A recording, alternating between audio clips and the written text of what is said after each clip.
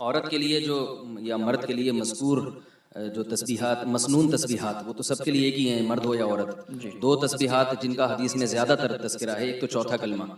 آپ صلی اللہ علیہ وسلم نے ارشاد فرمایا کہ یعنی چوتھے کلمے کی اتنی فضیلت ہے کہ 100 دفعہ جو یہ کلمہ پڑھے گا، لا الہ الا اللہ وحدہ لا شریک لہ لہ الملک ولہ الحمد یحیی و یمیت وہو حی لا یموت وہو علی کل شیء قدیر، کہ اسے بنی اسماعیل کے غلام آزاد کرنے کا ثواب ملے گا. اور آپ صلی اللہ علیہ وسلم نے صحیح حدیث میں فرمایا کہ جس نے یہ کلمہ صبح 100 دفعہ پڑھا تو اس سے زیادہ کوئی نیکی سارا دن کما ہی نہیں سکتا سوائے اس شخص کے جو اس سے بھی زیادہ مرتبہ پڑھے. اسی طرح تیسرا کلمہ جو ہے سبحان اللہ والحمد للہ ولا الہ الا اللہ واللہ اکبر، آپ صلی اللہ علیہ وسلم نے فرمایا کہ سورج جن چیزوں پہ طلوع ہوتا ہے، یعنی زمین اور آسمان کی جتنی چیزیں جن پر سورج طلوع ہوتا ہے، مراد یہ کہ تمام کائنات، تو اس سے زیادہ اللہ کو کوئی محبوب کلمہ ہے نہیں. تو اس لیے صبح و شام ان کلمات کا، ان میں سے کسی ایک تسبیح کو منتخب کر لیں، اس کا ورد کرنا چاہیے. 100 دفعہ کم از کم مقدار ہے، احادیث میں جو آتی ہے کم سے کم مقدار ہے، 100 دفعہ صبح 100 دفعہ شام.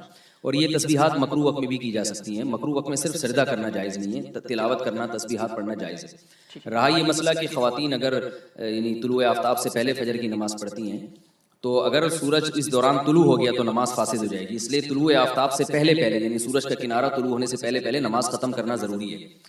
تو اس دوران اگر وہ وہیں بیٹھ کے ذکر اللہ کریں گی اور اشراق پڑھیں گی تو حدیث میں آتا ہے حج اور عمرے کا ثواب ملتا ہے. اس فضیلت میں مرد اور عورت سب برابر ہیں. البتہ یہ بات ہے کہ فجر کی نماز میں اتنی تاخیر کرنا یہ خلاف سنت ہے.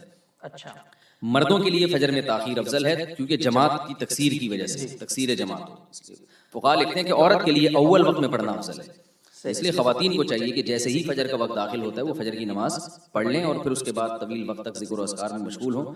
لیکن اگر وہ دیر سے بھی پڑھتی ہیں تو چونکہ حدیث میں علی الاطلاق ہے کہ جو فجر پڑھے اور وہاں بیٹھ کے ذکر اللہ کرے اور اشراق کی نماز پڑھے تو حج عمرے کا ثواب ملتا ہے. تو ثواب انشاءاللہ ملے گا، لیکن فجر میں تاخیر کی جو جلدی کی جو فضیلت ہے اس فضیلت سے محرومی ہو جائے گی. ٹھیک ہے جی، بہت بہت شکریہ.